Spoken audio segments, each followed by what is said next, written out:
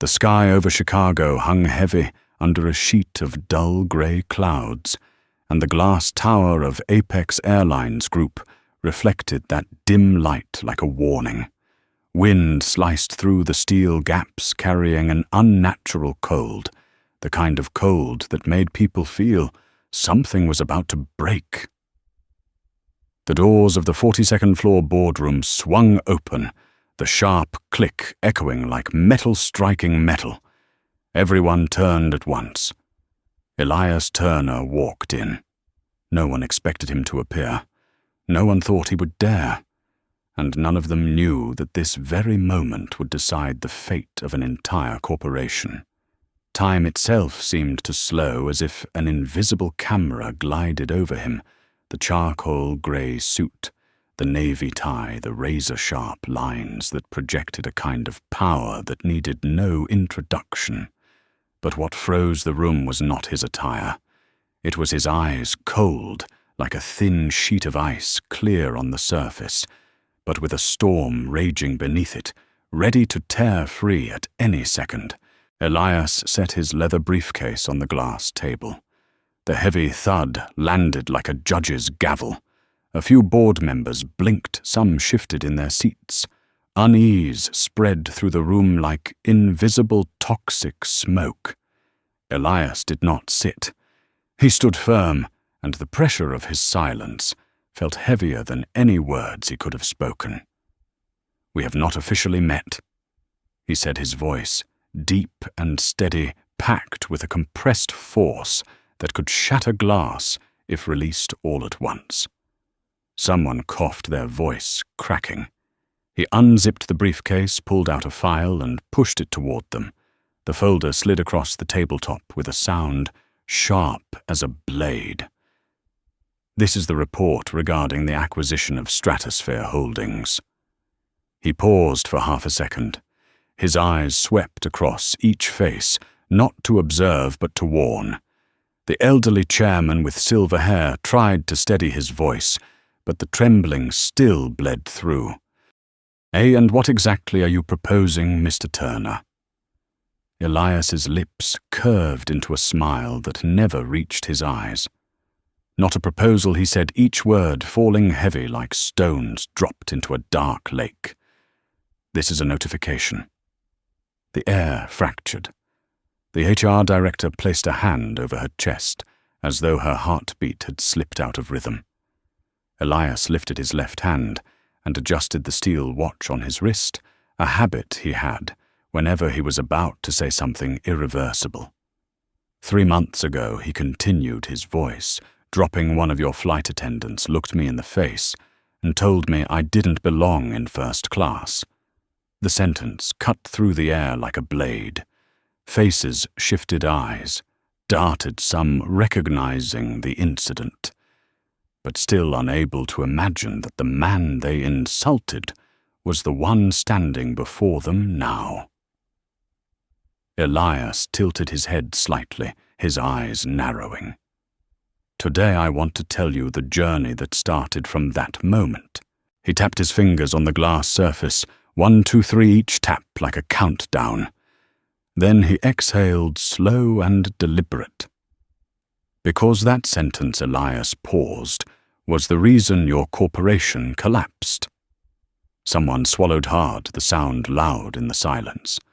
Then the screen cut to black. The scene snapped back to 3 months earlier. The camera raced across the Texas sky, through dry golden sunlight, and stopped above Dallas-Fort Worth International Airport, where tens of thousands moved like synchronized links in a giant urban machine. Flashback, the voice of the airport PA system echoed. Luggage wheels clattered on polished floors. Cold air from the ventilation swept past crowds that flowed like schools of fish. Elias Turner pulled a plain black carry-on suitcase, no logo, no flair, just the minimalism of a man who lived in a world where every detail mattered.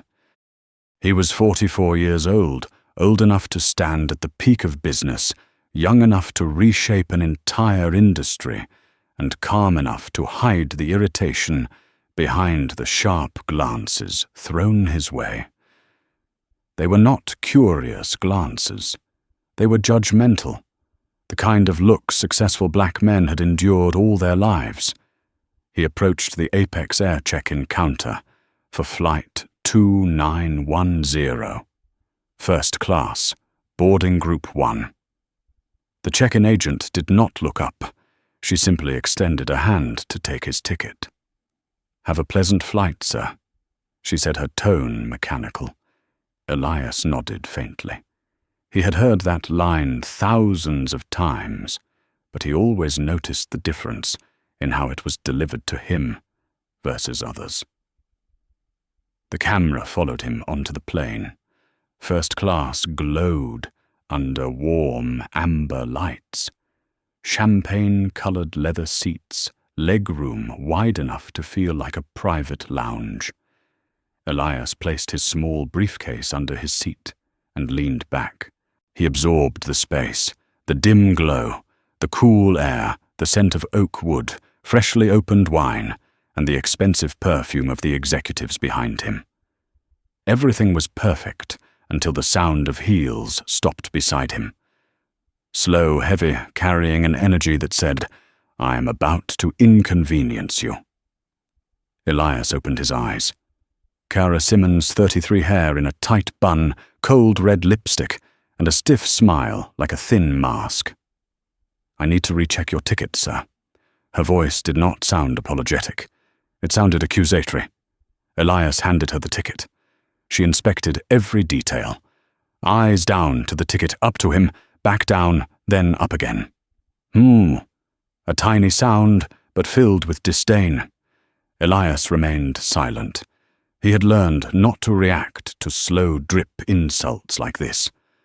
Silence did not mean the blow did not land. A spark had already ignited somewhere deep in his chest. Cara nodded and returned the ticket, then walked away. The camera tracked her movement as she smiled brightly at a white passenger nearby, while completely ignoring Elias. 2 minutes later, she returned, this time with a new request. "Sir, may I see your ID?" Elias looked up.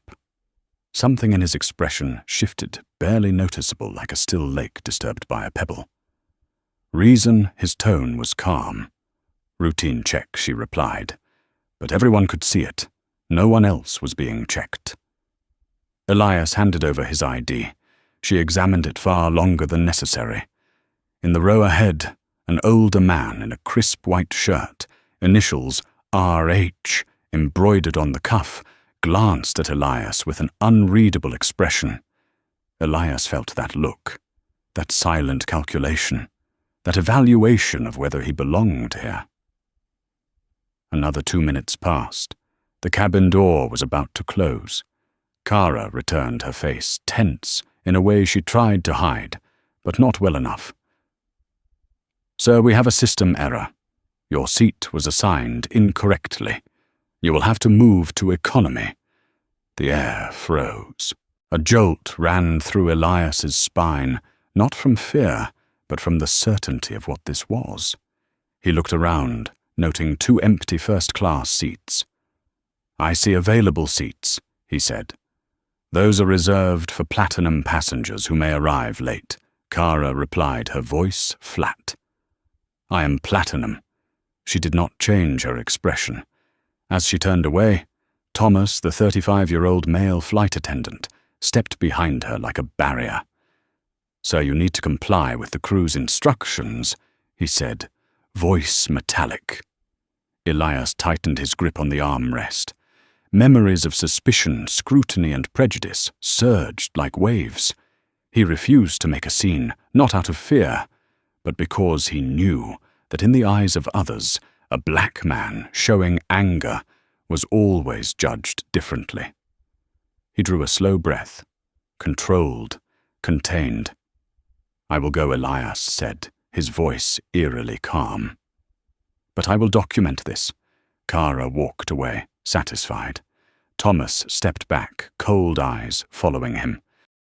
Elias picked up his bag, stood and walked down the narrow aisle. He heard a phone camera being raised behind him. Whispers followed. Humiliation burned up his neck like fire. The camera slowed, capturing each detail, the faint tremor in his hand, the sharpness in his eyes, the tightness of his breath. This was not just a seat loss. This was an insult, a slap to his dignity, a reminder that no matter how successful he was, some people still believed he did not belong. He sat in economy, squeezed into a middle seat between two large men. The space was so tight he had to angle his shoulders to breathe. He could see Kara ahead, laughing with Richard Hale, the man in seat 3C, chatting like equals. None of them knew they were disrespecting a billionaire, controlling assets worth $30 billion a man, fully capable of buying the parent company of this airline if he wished. And he would.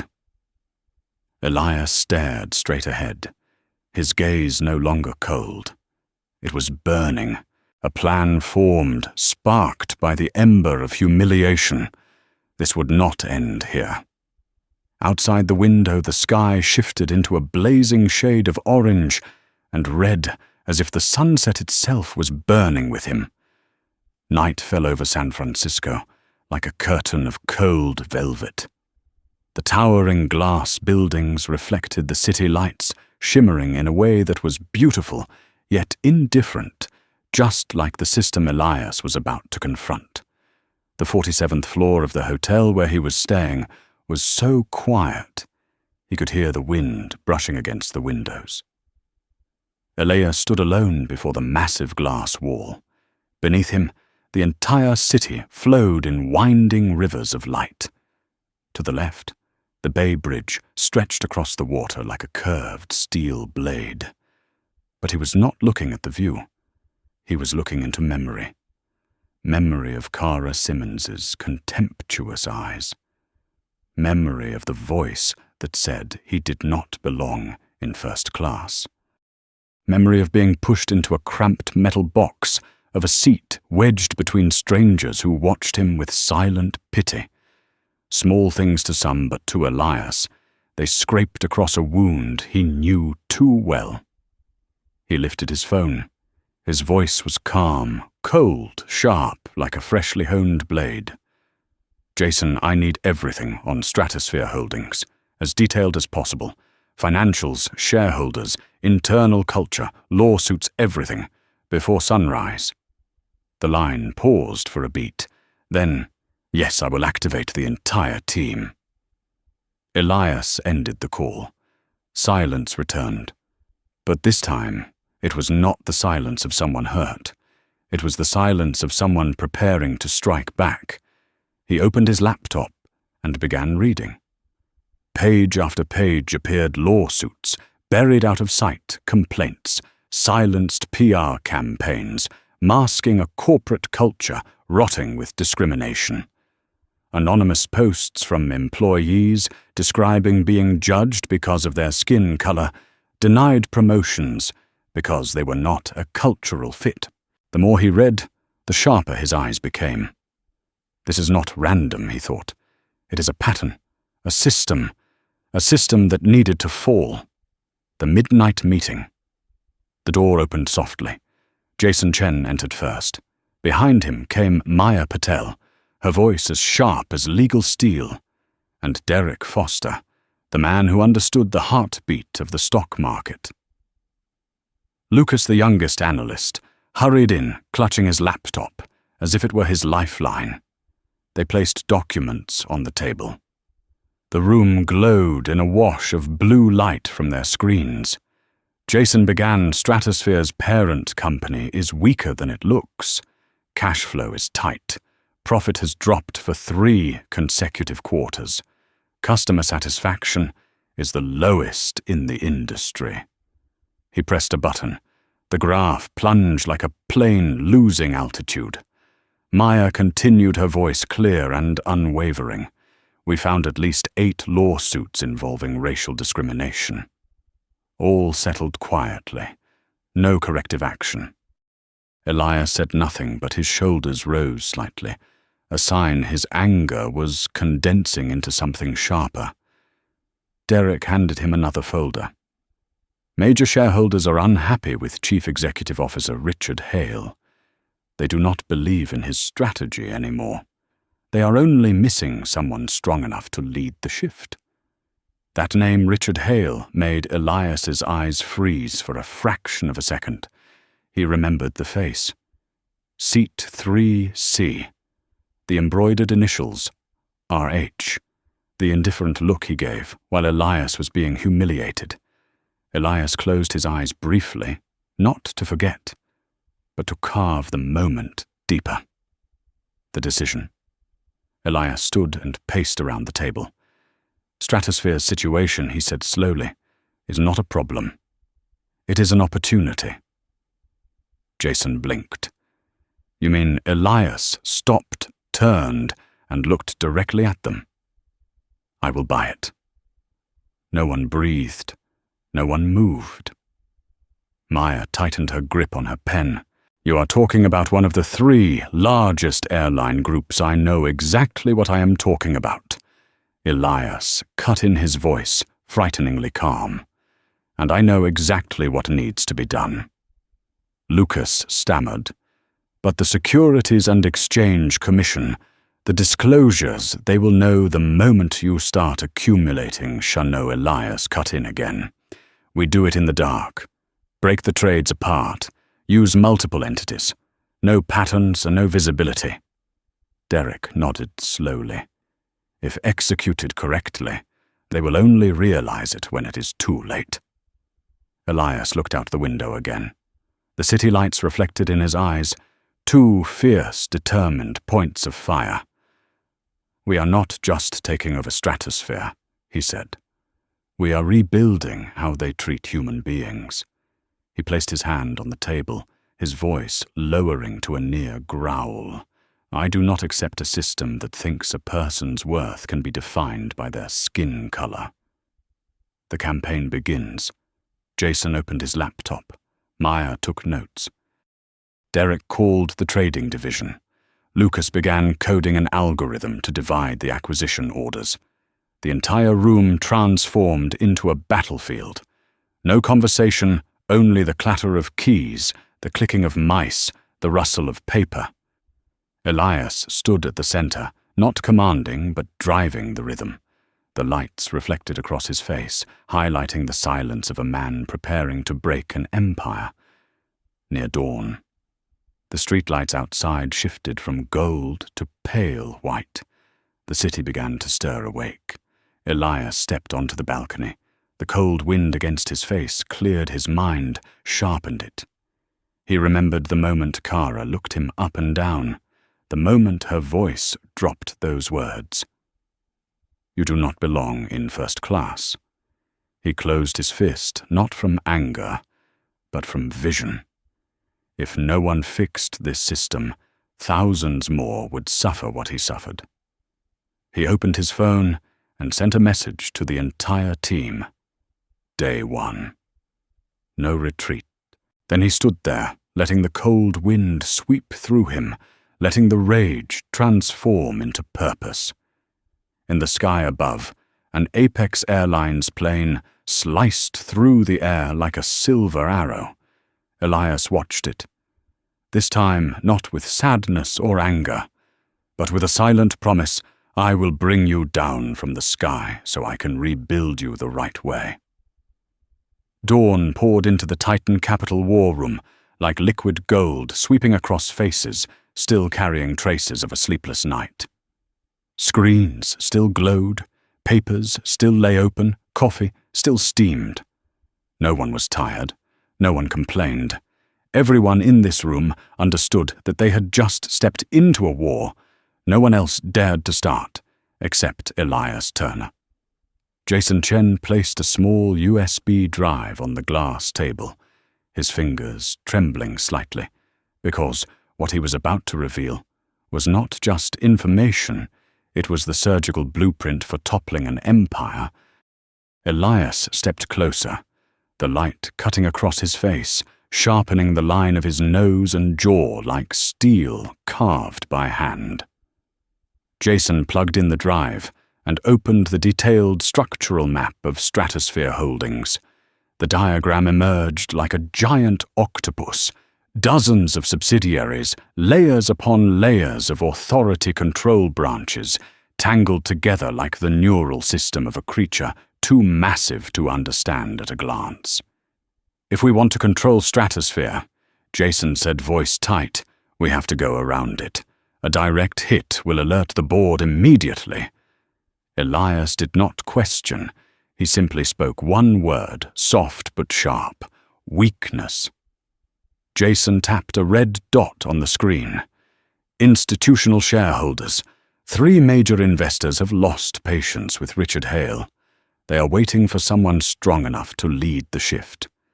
Elias nodded so subtly, yet enough to make the whole room sit straighter. "We start with them." Less than 3 hours later, Elias walked into the glass conference room at BlackRock in New York.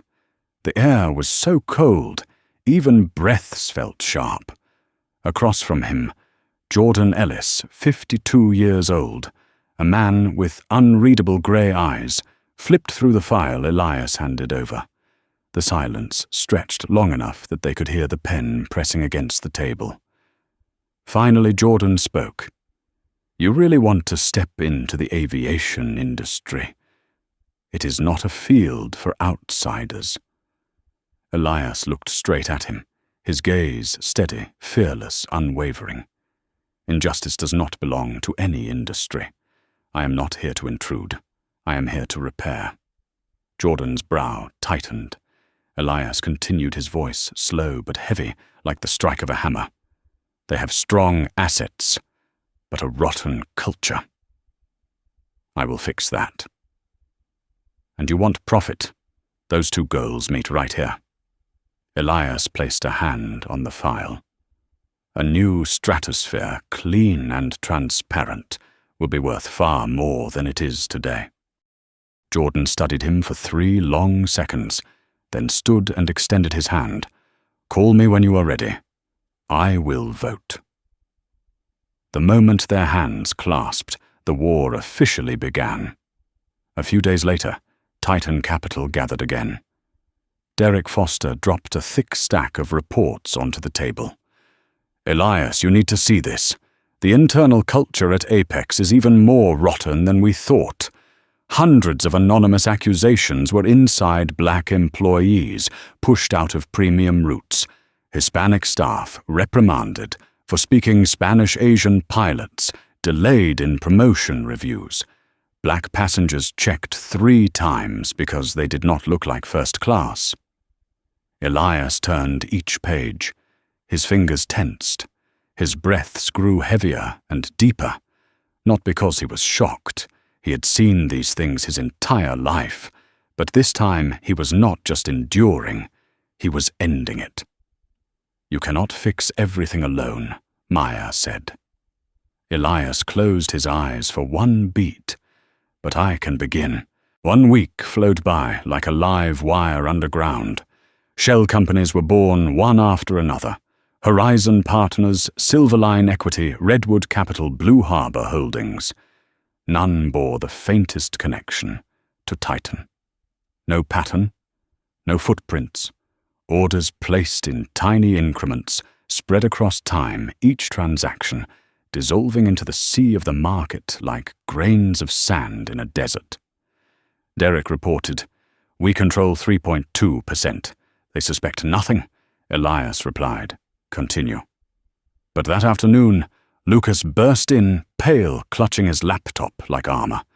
"Elias, you need to see this." A video appeared on screen. Elias being ticket-checked in front of the entire cabin. Kara Simmons's voice rang clearly. "You do not belong in first class." Passengers whispering. And in the distant corner of the frame, Richard Hale glancing over, then looking away, as if witnessing a stain on the floor. Lucas's voice shook. "The clip is spreading in internal employee groups. It is only a matter of time before it leaks." The room fell silent. Elias watched the entire video. He did not blink. When it ended, he said one sentence that stunned everyone. "Do not block it." Jason raised his voice. "It will ruin our campaign. Stratosphere will be on alert." Elias shook his head. "No. People need to see the truth. And when it erupts, I will be exactly where I need to be." That night, Elias called Linda Park, a member of the Stratosphere board. She answered after 3 rings, her voice low-tired like someone who had carried too much for too long. "I heard you are interested in Stratosphere." Elias replied, "I am interested in how they treat their people." A long silence. "Then Richard Hale has blinded this company. If I have enough evidence, I will not stay silent in the boardroom." Elias looked out the window at the city, glowing like red veins. "You will have your evidence." Very soon, night fell again, and San Francisco grew quiet enough to feel the cold settle in the bones. Elias stood on his balcony, the wind tearing across his shirt. He watched Apex aircraft lift off the glow beneath their bellies, sharp like a taunt.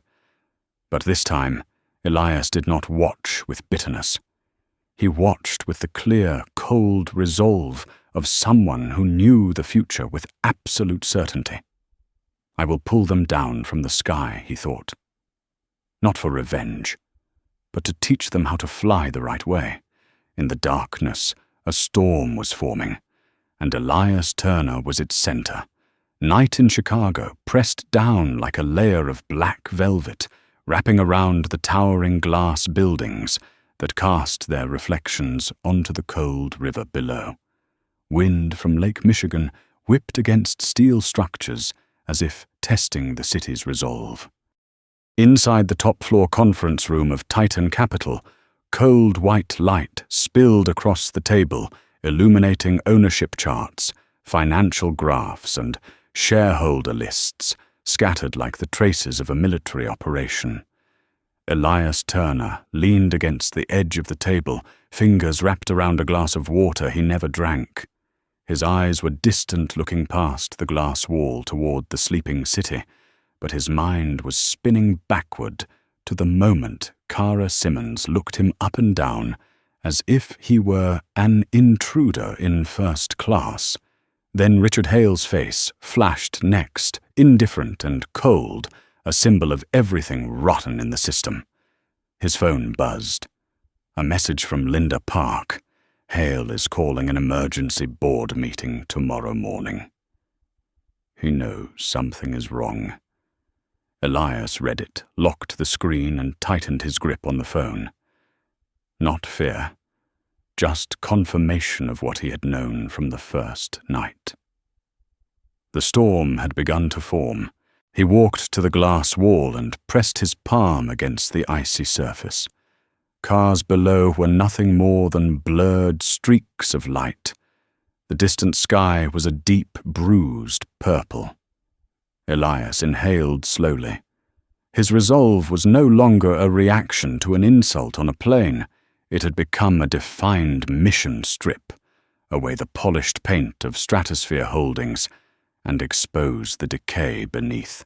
The next morning, Stratosphere Holdings headquarters glowed unusually bright. On the 35th floor, Richard Hale slammed a stack of documents onto the table so hard the sound cracked through the room.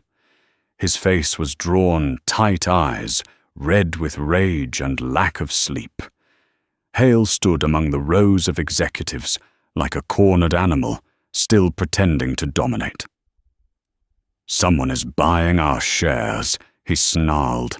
"This is not random. This is not a small investor. Someone wants to take Stratosphere. Someone wants me out." The room turned into stone. No one dared speak. They knew Hale had power, but the power of a threatened man was always more dangerous.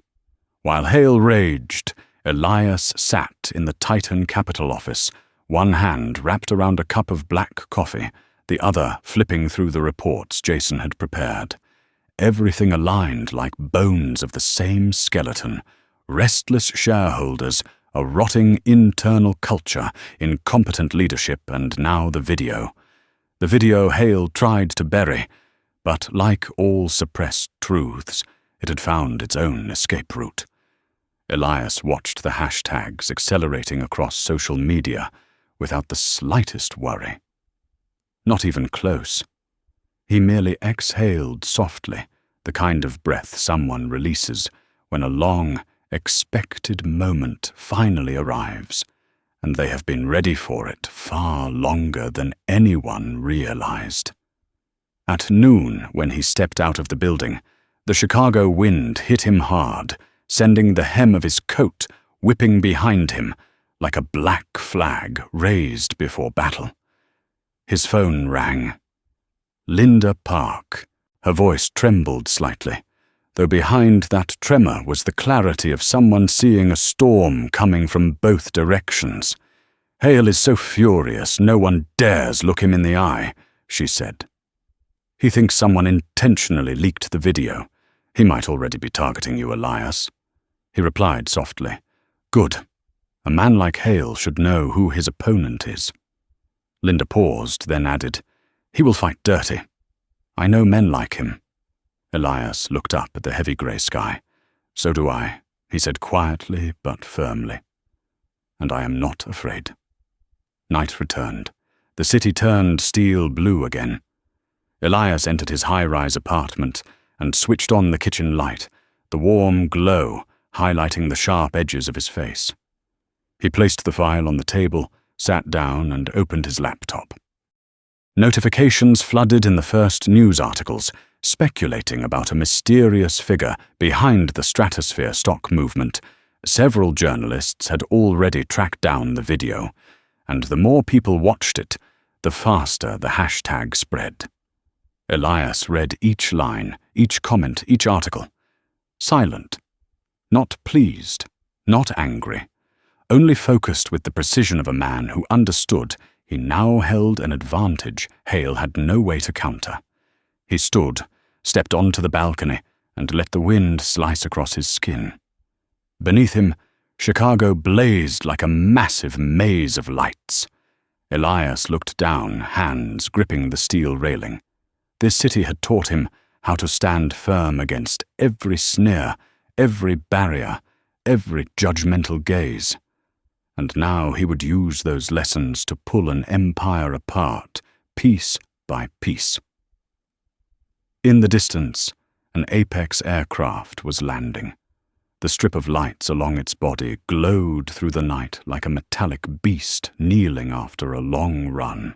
Elias watched it, his eyes no longer those of a man who had been insulted, but of a man who had already won.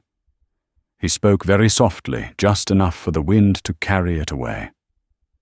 "Hale, you chose the wrong opponent." In the night sky, Chicago swallowed the words whole and kept them like a promise of the battle that could no longer be avoided. A foggy Chicago morning filtered through the glass walls of the Titan Capitol office, casting light across charts that stretched out like a battlefield map. Elias Turner stood at the center of the room, hands on the table eyes, scanning each team member, Jason, Meyer, Derek, Lucas. No one dared move. Every step, every breath of Elias echoed louder than the blinking of the monitors. They all knew today marked the opening of a power struggle that would determine the fate of Stratosphere Holdings. The room was silent, yet every number on the screens, every financial graph, every line of data on shareholders and microtrades felt like arrows aimed at the heart of power. Elias slowly sat opening the report Jason had just prepared. Each page he turned was evidence, a series of small scattered trades, carefully structured to stay below the SEC threshold, gradually accumulating Stratosphere shares. Lawsuits that had been buried, internal warning emails, complaints from employees of color, ignored, all meticulously analyzed by Elias. He lifted his phone and called Linda Park, a board member. Her voice was low but firm.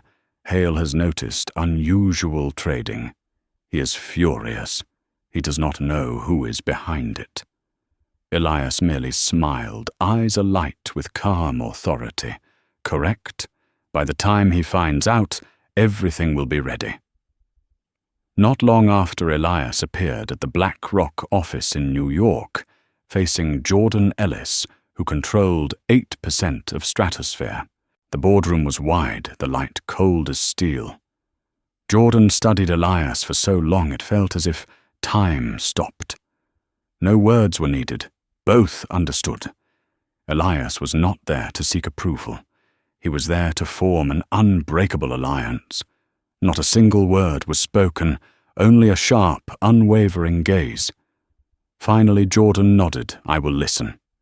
A handshake, brief without smiles, yet containing the full weight of a power shift.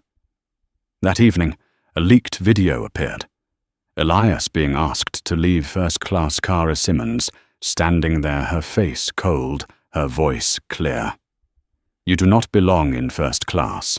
The internal social network of the airline erupted. Hashtag first class, while black, spreading journalists stirring, and Stratosphere stock beginning to waver. Elias sat quietly in the office, his gaze unchanging, breath slow and measured, controlled. He knew the power was now on his side, only awaiting the right moment to strike. He did not sleep that night. Elias stood by the floor-to-ceiling windows of his high-rise apartment, looking down at the blazing lights below, imagining each beam as a part of the corporation Hale believed he controlled. His hands gripped the steel railing, breath steady.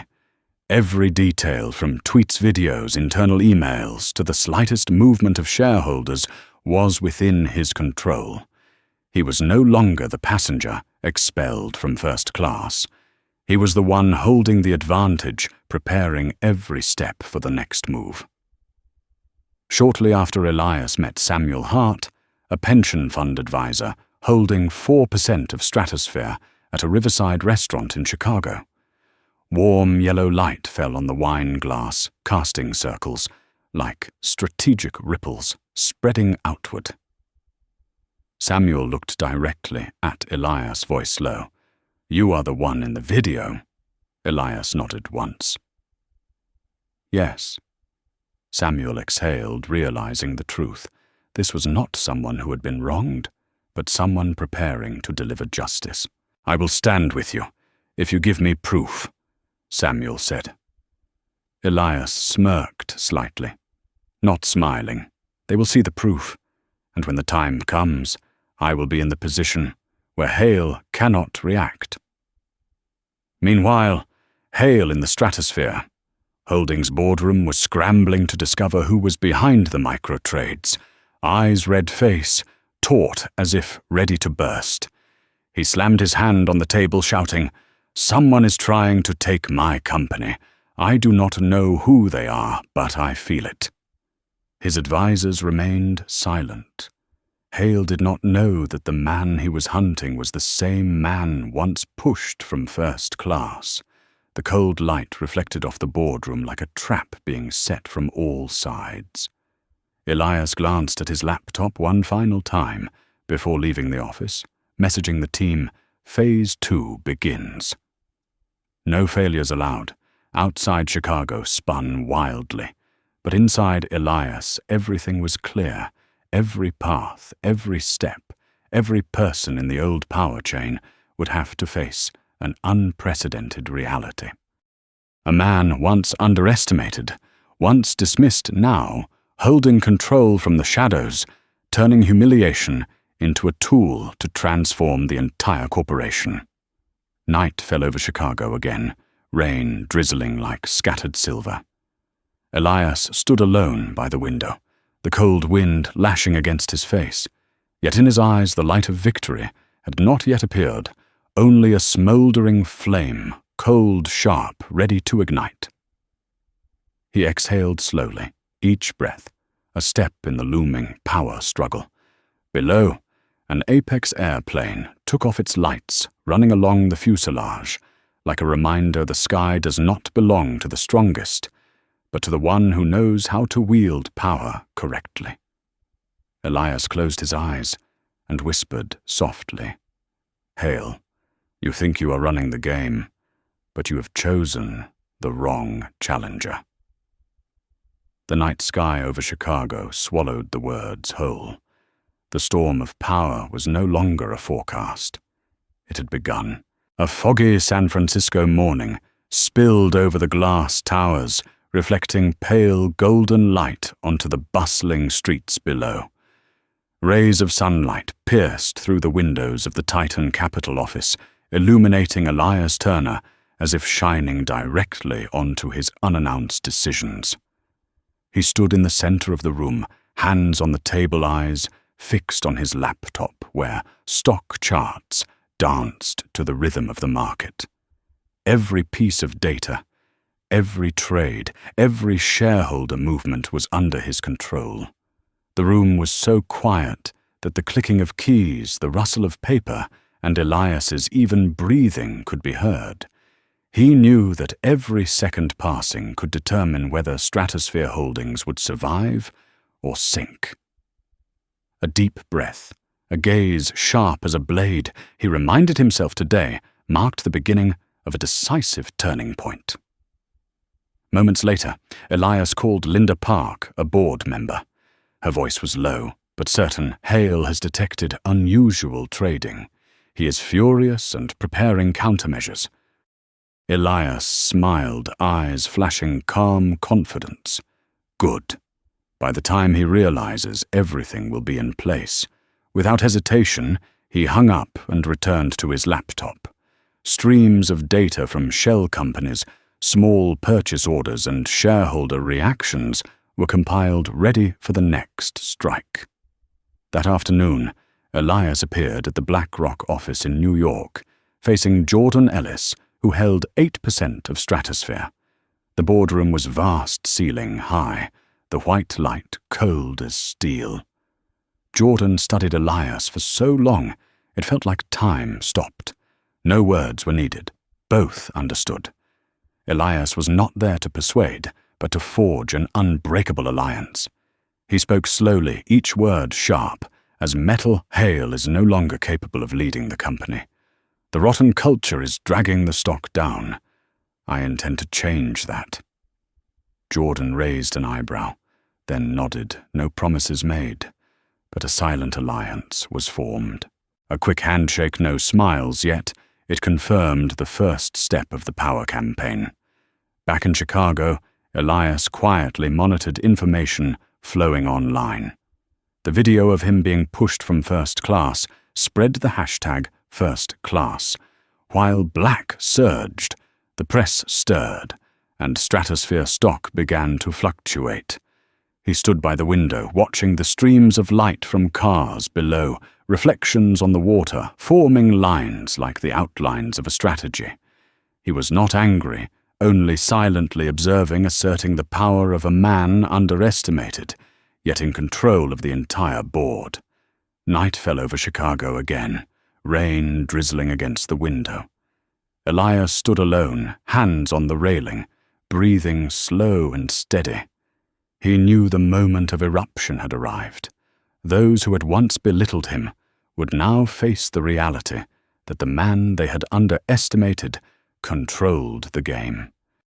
Every move, every micro-trade was calculated to form a strong alliance capable of overwhelming the current board and forcing Hale to recognize where true power lay. Shortly after Elias met Samuel Hart, a pension fund advisor, holding 4% of Stratosphere at a riverside restaurant. The golden light hit the wine glass, casting circles like strategic ripples expanding outward. Samuel looked directly at Elias, voice low but sharp. "You are the one in the video." Elias nodded slightly. "Yes." Samuel exhaled, realizing the truth. This was not a man wronged, but a man preparing to deliver justice. "I will stand with you, if you give me proof." Samuel said. Elias smirked, not smiling. They will see the proof. And when the time comes, I will be in the position where Hale cannot react. Meanwhile, Hale in the Stratosphere Holdings boardroom shouted, slamming his hand on the table face, red with fury. Who is buying our shares? I know they want control, but I do not know who. His advisers remained silent, unaware that the person he was hunting was the same man once pushed from first class. The cold white light reflected across the room, forming a trap Elias had already set. Elias paused for a moment before his laptop screen, messaging the team a Phase 2 begins. No one is allowed to fail. Outside Chicago continued its rhythm, but in Elias's mind, everything was clear. Every step, every action, everyone in the old chain of power would have to face the man they once underestimated. A man once judged, now controlling from the shadows, turning humiliation into a tool to transform the entire corporation. Night fell rain streaking silver across the streets. Elias stood by the window, cold wind lashing his face, yet in his eyes burned a quiet, sharp flame ready to ignite, each breath a step preparing for the final strike. Below, an Apex airplane took off lights running along its fuselage, like a reminder the sky belongs not to the strongest, but to the one who knows how to wield power correctly. Elias closed his eyes, smiling faintly. Hale, you think you are running the game, but you have chosen the wrong challenger. The night sky over Chicago swallowed the words whole. The storm of power was no longer a forecast. It had begun. A foggy morning in Chicago filtered through the windows of the 42nd floor of Titan Capital, casting pale golden light across the stock charts, strewn on the table like a battlefield map. Elias Turner stood at the center of the room, hands resting on the table eyes, sweeping over the team Jason Meyer, Derek Lucas. No one moved. Everyone knew today was the day the battle would ignite. He pressed a button on his laptop. The small, incremental trades from the shell companies had been sent overnight. Each transaction was timed according to market fluctuations, carefully staying below the SEC reporting threshold.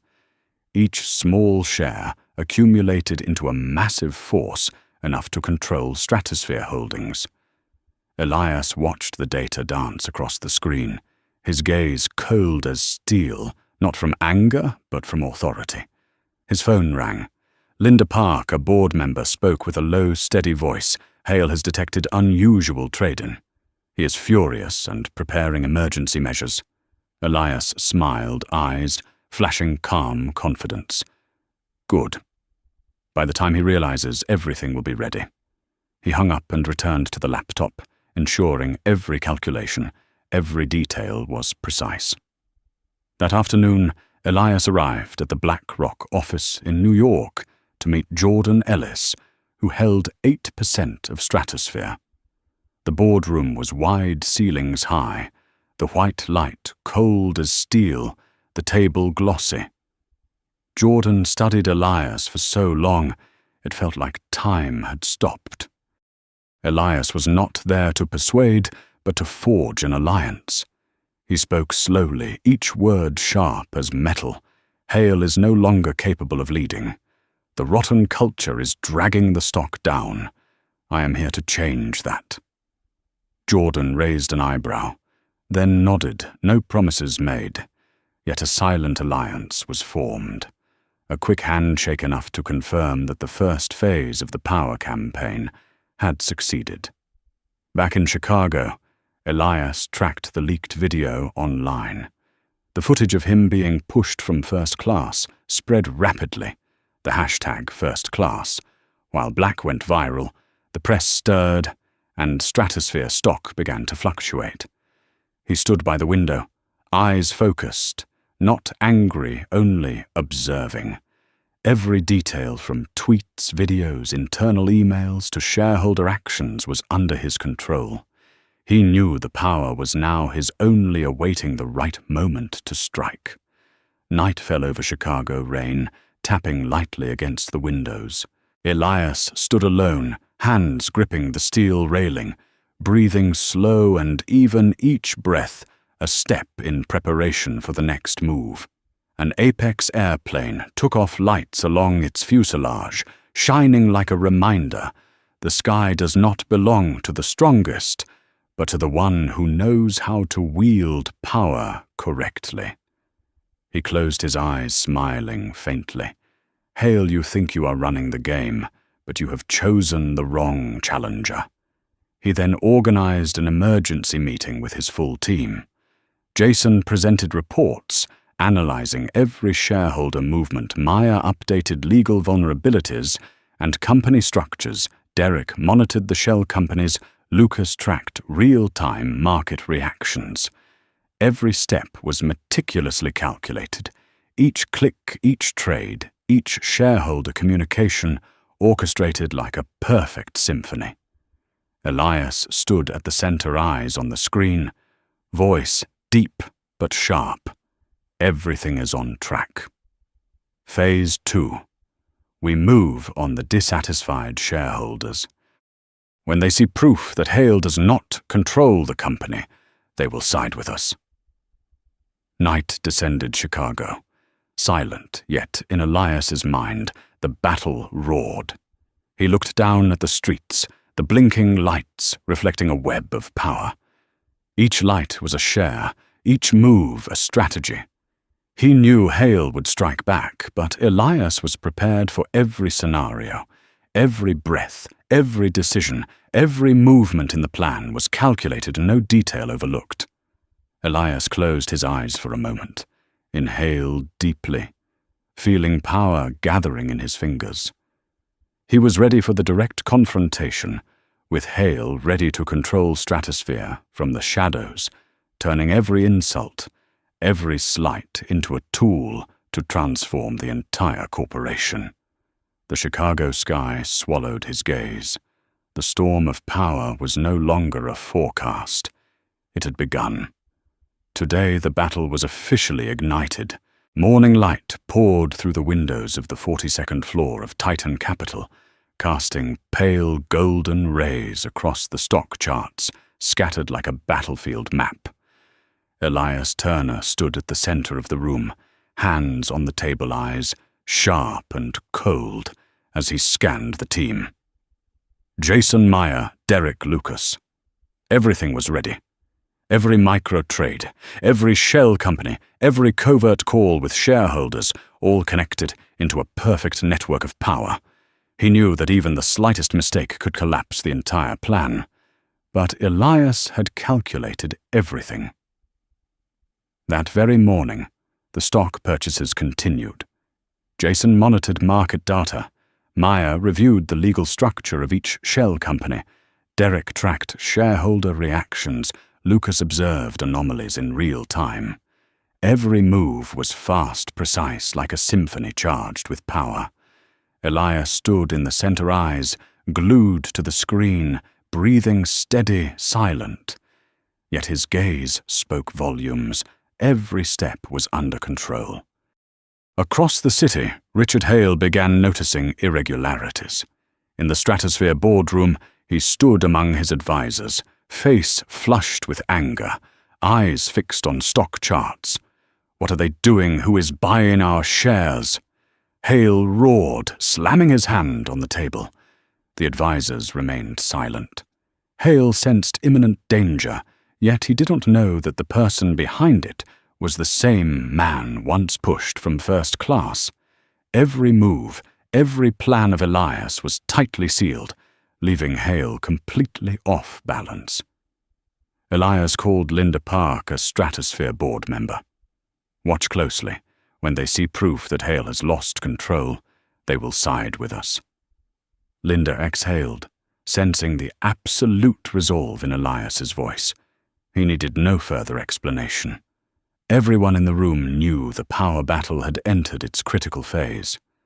That afternoon, Elias met Jordan Ellis at the BlackRock office, who held 8% of Stratosphere. The boardroom was wide-ceiling, high white light, cold as steel, the table glossy. Jordan studied Elias for so long it felt like time stopped. Elias was not there to persuade, but to establish an alliance. He spoke slowly, each word sharp, as Steel Hale no longer has the ability to lead. The company culture is rotten, the stock declining. I am here to change that. Jordan raised an eyebrow, then nodded, no promises made. Yet the gaze confirmed the alliance had formed. A quick handshake enough to signal that the first step of the power campaign was successful. Returning to Chicago, Elias monitored the leaked video online. The footage of him being pushed from first class spread the hashtag First Class. While Black went viral, the press stirred and Stratosphere stock began to swing. He stood by the window, gaze fully focused. He knew the power was now in his hands, only awaiting the moment to strike. Every detail, from tweets, videos, internal emails to shareholder actions, was calculated and controlled.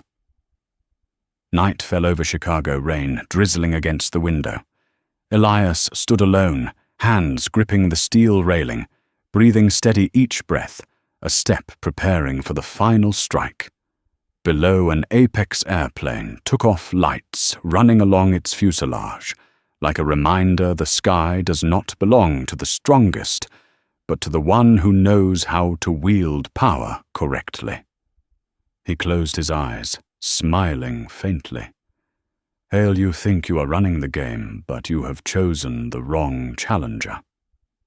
In the following hours, Elias began directly calling and meeting dissatisfied shareholders, those who had questioned Hale's competence.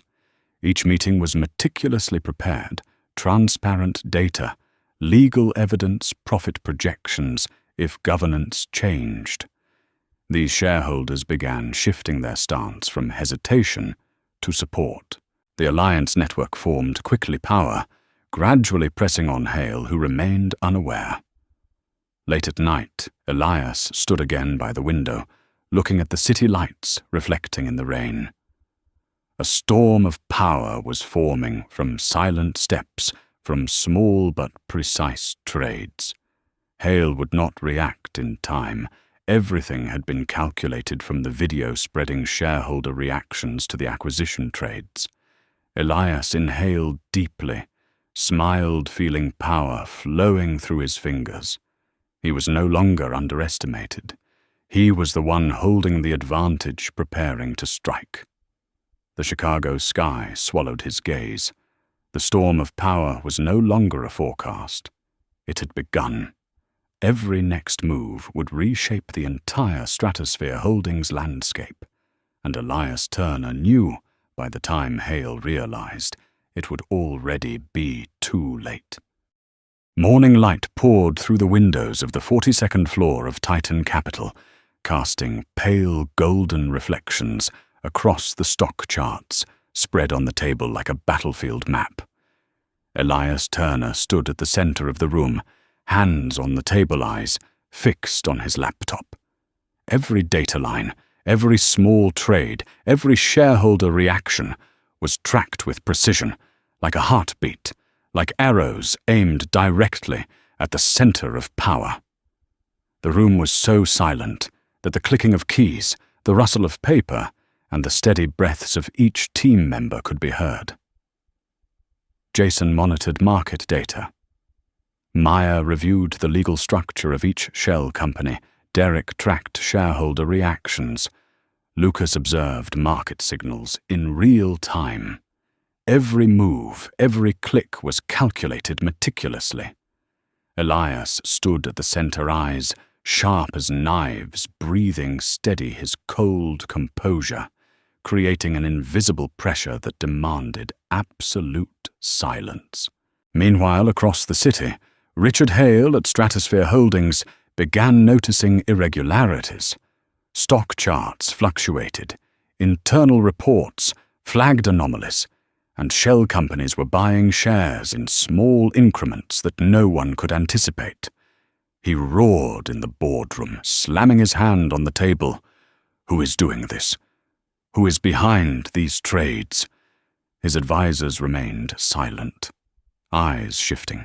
Hale had no idea that the person orchestrating this was Elias, the same man who had been pushed out of first class. Every move, every plan of Elias was tightly sealed, leaving Hale completely reactive. Elias called Linda Park a board member. Monitor everything. When they see that Hale has lost control, they will side with us. Her voice was low and certain. You've prepared for this. Elias merely smiled, eyes flashing confidence. They will see who holds the power. That afternoon, Elias met with major shareholders, Jordan Ellis, Samuel Hart, and other dissatisfied investors. Each meeting had been prepared meticulously transparent. Data, legal evidence, profit projections, if governance changed. Shareholders who had once hesitated now began siding with Elias. The power network formed like a river, sweeping away every defense Hale thought he had in place. Night fell over Chicago, rain drizzling streetlights reflecting on the wet pavement like the spreading web of power. Elias stood by the window, hands on the steel railing, breathing, steady eyes ablaze. He imagined every minor move of the shareholders, every click, every small acquisition trade combining into immense power. Finally, the turning point arrived. Reports from the shell companies confirmed Elias had accumulated nearly 25% of Stratosphere's voting shares. Hale received the news through his assistant. His face turned pale, hands, trembling voice sharp. How did they do it? Impossible. Who is behind this? Elias did not react immediately. He stood in the Titan Capital office, watching the data stream across the screen, smiling. Every path, every advance was under his control. Hale was now reactive, while Elias held complete authority. A silent strike from the shadows was forcing Hale to realize the world had changed, and the man once underestimated now held the advantage. Night fell again over Chicago. Elias stood alone, the cold wind lashing his face, yet his eyes burned steadily. Every breath, each preparatory step, every acquisition order was a blade aimed at the old power. Below, an Apex airplane took off lights along its fuselage, shining like a reminder. The sky does not belong to the strongest, but to the one who knows how to wield power correctly. Elias closed his eyes, smiling, knowing that when Hale realized it would already be too late. The storm of power was no longer a forecast. It had erupted. Early morning light in Chicago poured through the towering glass buildings, reflecting pale golden rays onto the river, like thousands of arrows of power ready to strike. On the 42nd floor of Titan Capital, Elias Turner stood before the screen eyes, unwavering. On the Stratosphere Holdings stock chart, the small trades from his shell companies had now consolidated enough to control nearly 50% of the voting power. Every move, every transaction was timed to the second. He knew that at this moment, no boardroom, no board of directors could stop him. Across the city, Richard Hale stood frozen in the Stratosphere boardroom, hands, trembling face pale. He watched the lines of market data shareholders were beginning to turn silent alliances, shifting in Elias's favor. Hale realized that all the power he once held was being constricted, and the person behind it was the man he had underestimated. Every plan, every defense, every strategy he had laid out suddenly became useless. Elias called Linda Park a board member, voice calm but sharp. Everything is ready. When they hold the special shareholder meeting, they will side with us. Linda exhaled and nodded, fully aware of the impact of the strike Elias had been preparing silently for weeks. Elias smiled, eyes flashing confidence. They will see who holds the power. By the afternoon, Elias met with the major shareholders, Jordan Ellis, Samuel Hart, and other dissatisfied investors. Each meeting was meticulously prepared, transparent data, legal evidence projected profits if governance changed.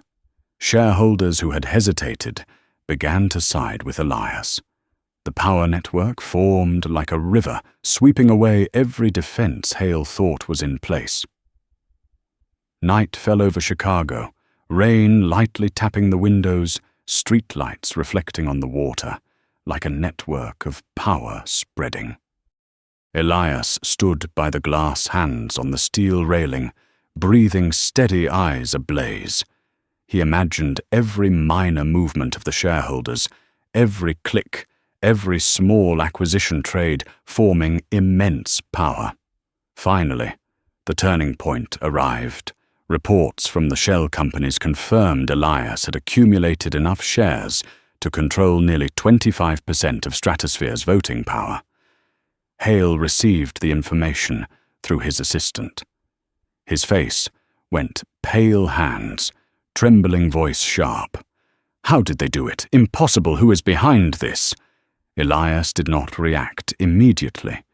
He stood in the Titan Capital office, watching the data stream across the screen, smiling.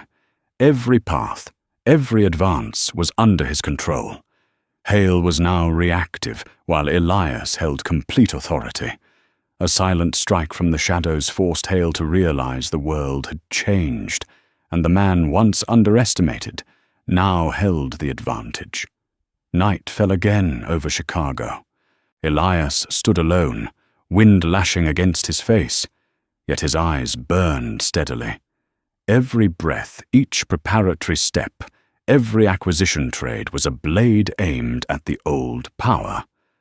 Below, an Apex airplane took off lights along its fuselage, shining like a reminder: the sky does not belong to the strongest, but to the one who knows how to wield power correctly. Elias closed his eyes for a moment, inhaled deeply. He had completed the takeover, reversed the power, and proven that patience, strategy, and unshakable composure were the keys to changing an entire system. The man once underestimated now stood at the pinnacle, not only owning the corporation, but also setting a new standard for corporate culture and equitable opportunity within the industry. Every insult, every slight had now become a tool for change, and Elias Turner, through strategy, intelligence, and determination, had turned disregarded power into undeniable strength. Looking back over the entire journey of Elias Turner, it becomes clear that true power does not come from titles, appearances, or temporary wealth. It arises from the ability to observe, analyze, and choose actions, strategically remaining steadfast in the face of challenges and injustice. Elias demonstrated that confronting bias does not always require shouting or anger. Sometimes lasting change comes from quiet yet precise steps, from turning personal slights into tools to transform an entire system. His strategy not only allowed him to take control of a corporation, but also redefined corporate culture, proving that fairness, respect, and efficiency can coexist. The business world and society as a whole will always evolve when those with patience, intelligence, and courage rise not just for themselves, but for values that transcend the individual. This is a lesson in the power of strategy, persistence, and the ability to turn challenges into opportunities to reshape an entire system. If this story inspires you, do not forget to like and subscribe to follow other journeys where power and justice intersect. Before leaving the video, leave a comment with the word victory to share that you also believe persistence and strategy can change the world.